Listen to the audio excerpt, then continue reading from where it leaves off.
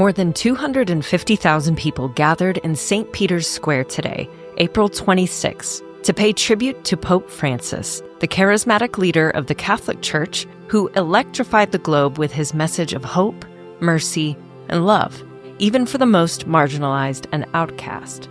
Dozens of heads of state and 10 reigning sovereigns, including those on far extremes of the political spectrum, attended the funeral. U.S. President Donald Trump and First Lady Melania Trump were there, as were former President Joe Biden and former First Lady Jill Biden.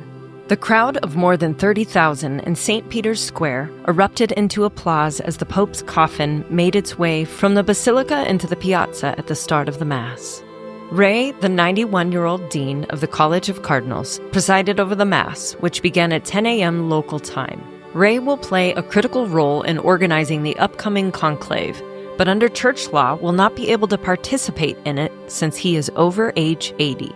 During his 20-minute homily, the cardinal paid tribute to some of the major themes of Francis's 12-year papacy, including concern for migrants and refugees, the environment, interreligious dialogue, his outreach to society's most forgotten, and the Pope's command to build bridges, not walls. Liturgical scholar Rita Ferrone said before the funeral that the readings chosen for Francis's funeral spoke eloquently of the life that he led and the ministry he exercised. The Gospel reading from John recounts Jesus telling Peter, whom according to Catholic tradition was the first pope, that if he loved him, feed my sheep. Those words, Ferrone said, could not be more appropriate. The rites offered a fitting farewell for a pontiff who just 3 days after his surprise election expressed his desire for a church that is poor and for the poor, radically reorienting the Catholic Church and its priorities. Following the funeral, the Pope's body departed the Vatican on a 4-mile trek through the city of Rome.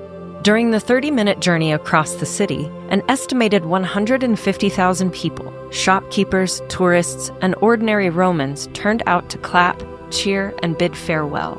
Among the most poignant moments was when Francis's body, history's first Jesuit pope, passed by the Jesu, the mother church of the Society of Jesus, or the Jesuit order, and the burial place of St. Ignatius Loyola.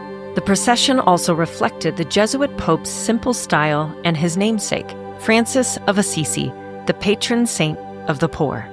Francis's wooden coffin traveled throughout the Eternal City on a Pope-mobile, a retrofitted pickup truck that was used during one of his international trips. When his body reached Santa Maria Maggiore, a papal basilica 3 miles from the Vatican, where Francis has chosen his final resting place, it was greeted not by Italian dignitaries, but by the poor of Rome.